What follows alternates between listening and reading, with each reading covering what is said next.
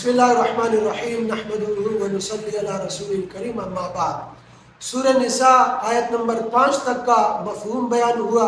آیت نمبر 5 میں فرمایا کہ اپنے پیسوں کو بچوں کے حوالے نہ کرو، خواہ اپنے بچے ہوں یا آپ کی تربیت میں یتیم بچے ہوں۔ اب آیت نمبر 6 میں یہ فرمایا کہ بچوں کو بالغ ہونے سے پہلے ان کو بڑے اور کیا کام کرنا ہے، وہ کام بالغ ہونے سے پہلے انہیں سکھاؤ۔ بڑے ہو کر بچے کو کھیتی باڑی کرنی ہے تو کھیتی باڑی کے کام کراؤ، کھیتی باڑی کے کام سکھاؤ۔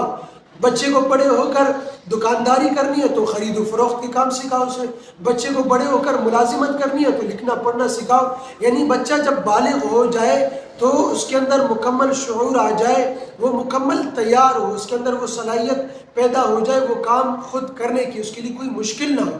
اب تو ہمارے ہاں تو کیا ہوتا ہے، بالغ ہونے کے بعد ہی وہ کام سیکھنا شروع کرتے ہیں، تو بالغ ہونے تک وہ بالکل تیار ہو، اور پھر بالغ جب ہو جائے پھر انہیں آزماؤ کہ وہ کام کے لیے تیار ہے، اس کے اندر سمجھداری آ گئی یا نہیں آ گئی، اس کام کے لیے بالکل تیار ہے، اس کے اندر صلاحیت ہے یا نہیں۔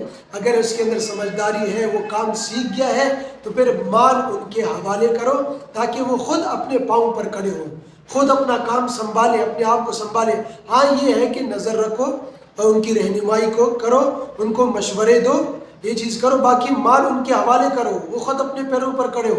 اور پھر آگے ورثاء کو، جو یتیم کے جو ورثاء ہیں ان کو آگے تنبیہ کی گئی ہے کہ جو یتیم کا جو مال ہے، جو وراثت میں ملا ہے یا جو تحفے میں ملا ہے، وہ اس کے بڑے ہونے سے پہلے ختم نہ کر دو، اس پر زیادہ خرچ کر کے، یا وہ آپ کی تربیت میں اس کا معاوضہ لے کر، تنخواہ زیادہ لے کر، کہ وہ بڑے ہونے سے پہلے ہی سارا مال ختم ہو گیا، وہ بڑے اور کاروبار کیسے کرے گا؟